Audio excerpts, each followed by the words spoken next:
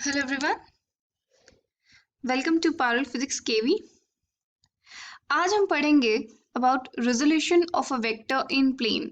एक प्लेन में हमारा एक वेक्टर गिवन है, हम उसको रिजॉल्व करते हैं, उसके कंपोनेंट्स निकालते हैं अलोंग डिफरेंट एक्सेस। जो हमारी एक्स और वाई एक्सेस होती है प्लेन में, हम उसके अलोंग उस वेक्टर के कंपोनेंट्स निकालेंगे। Let us suppose we have a vector A vector. यहाँ पे मैंने ए वेक्टर लिया है जो एक थीटा एंगल बनाता है विद द एक्स एक्सिस। ये एक्स वाई हमारा प्लेन है। अब इस वेक्टर के टिप से हम दो परपेंडिकुलर लाइंस ड्रॉप करेंगे। These are the two perpendicular lines. इस वेक्टर का जितना कंपोनेंट एक्स एक्सिस के अलोंग है, ये मैंने इस वेक्टर से रिप्रेजेंट किया है। And let me write it as X component of A vector. ये हमारा वेक्टर है, किस डायरेक्शन में है? एक्स डायरेक्शन में है, और इसकी length will give me the x component of the A vector. Similarly ये जो y के अलोंग हमें लेंथ दिख रही है, इसको मैं रिप्रेजेंट करती हूँ ए वाई वेक्टर से। इट इज अ वेक्टर जो हमारा ए वेक्टर का कंपोनेंट है अलोंग द y डायरेक्शन में ए वेक्टर के कंपोनेंट को मैं डिनोट करती हूँ ए वाई वेक्टर से। Let me name these points as O, P, Q and R. So here AX vector and AY vector are called rectangular components of A vector. Now जब हमने vectors के बारे में पढ़ा था तो मैंने कहा था कि मैं एक वेक्टर को पैरेलली डिस्प्लेस कर सकती हूँ। Let me displace this. ये जो मेरा वेक्टर है OR वेक्टर को मैं पैरेलली डिस्प्लेस करके QP लाइन पे रख दिया। Now this is my AY vector. Now if I use triangle law in triangle OPQ, then I can write AX vector plus AY vector will give me the resultant vector as A vector. Now let us suppose जो AX vector है, इसका जो magnitude है उसको मैं लेती हूँ AX। तो इसकी डायरेक्शन क्या होगी? It's a unit vector along the X axis. और एक्स एक्सिस के अलोंग यूनिट वेक्टर मैंने आपको बताया था हम किससे डिनोट करते हैं? आई कैप से। सिमिलरली ए वाई वेक्टर को लूँ अगर मैं, तो ए वाई वेक्टर का मैग्नीट्यूड अगर मैं ए वाई लेती हूँ, direction is along the Y axis, मैं इसको वाई एक्सिस के अलोंग एक यूनिट वेक्टर से मल्टीप्लाई करूंगी, और जो यूनिट वेक्टर है उसे मैं लेती हूँ J cap. So I can write A vector is equal to A X I cap plus A Y J cap. ध्यान रखना ये ए एक्स और ए वाई वेक्टर्स नहीं है, ये मैग्नीट्यूड है ए एक्स वेक्टर और ए वाई वेक्टर के। Now I need to find out the value of ax and ay in terms of a and theta. a vector का मैग्नीट्यूड अगर हमारा a है, a वेक्टर का मैग्नीट्यूड अगर हम a लेते हैं और जो एंगल हमें थीटा गिवन है, हमें ax और ay a और थीटा की टर्म्स में बताना है। Now let us look at this triangle OPQ. OPQ पे अगर हम देखते हैं, so we can see cos theta. Cos theta is equal to base upon hypotenuse, that is OQ upon OP. It means OQ is equal to OP cos theta. Now OP की value कितनी है? OP हमारा magnitude अगर हम देखें ए vector का, that is A cos theta, और OQ का मैग्नीट्यूड कितना है? AX। तो मुझे AX की वैल्यू पता चल गई है, that is A cos theta.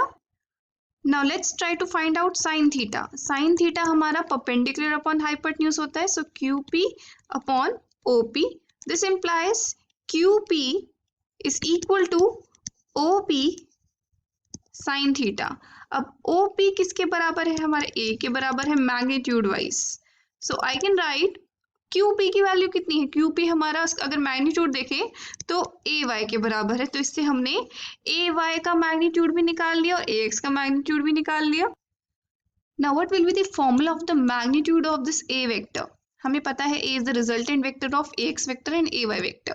तो मैग्नीट्यूड अगर हम देखें तो we can write under root of AX square plus AY square plus 2AX AY cos 90। AX और AY के बीच में 90 डिग्री का एंगल है, तो cos 90 हमारा 0 होता है। It means this will give me the magnitude of vector in terms of its components. और इसकी डायरेक्शन कैसे पता चलेगी? हम tan थीटा निकालेंगे। So tan theta is equal to perpendicular upon hypotenuse, that is AY upon AX, or I can write theta is equal to tan inverse of AY upon ax. So this will give me the direction of the a vector. Now ये जो हमने resolve किया है a vector को along x axis and along y axis, इसका हमारा mechanics में बहुत यूज होता है जब भी हम मोशन स्टडी करते हैं किसी भी ऑब्जेक्ट का in a plane. For example resolving weight of a body on an inclined plane. हमारे पास एक इंक्लाइंड प्लेन है, लेट अस सपोज इसका इंक्लिनेशन है थीटा. इस इंक्लाइंड प्लेन के ऊपर एक ऑब्जेक्ट रखा है, इसका वेट हमें रिजॉल्व करना है in the direction of the plane and perpendicular to the plane. देखो जो अर्थ होती है वो किसी भी ऑब्जेक्ट पे हमेशा डाउनवर्ड की तरफ ही फोर्स लगाती है, कभी भी ऐसे या ऐसे फोर्स नहीं लगाती. इसका मतलब the weight of this object it will be given by mg, और ये नीचे की तरफ लगेगा. It's a vector quantity, weight is a vector quantity since acceleration due to gravity is a vector quantity. अब हम इसके कंपोनेंट्स रिजॉल्व करेंगे in two directions. One is perpendicular to the plane and one is parallel to the plane. तो हम इस तरीके से components resolve करेंगे. ये दो हमारे कंपोनेंट्स हो गए. नाउ अकॉर्डिंग टू ज्योमेट्री हमारा ये एंगल होगा थीटा, क्योंकि ये एंगल हमारा थीटा है. ऐसा क्यों? क्योंकि इसके परपेंडिकुलर हमारे पास इस वेक्टर के इसके परपेंडिकुलर हमारे पास ये है और इसके परपेंडिकुलर हमारे पास ये है. तो अगर दो लाइंस के बीच में एंगल थीटा होता है तो उनके परपेंडिकुलर्स के बीच में भी एंगल थीटा होगा. Now this component will be mg cos theta, और दिस कंपोनेंट ये वाला जो कंपोनेंट है ये हमारा होगा plane parallel to the plane will be mg sin theta.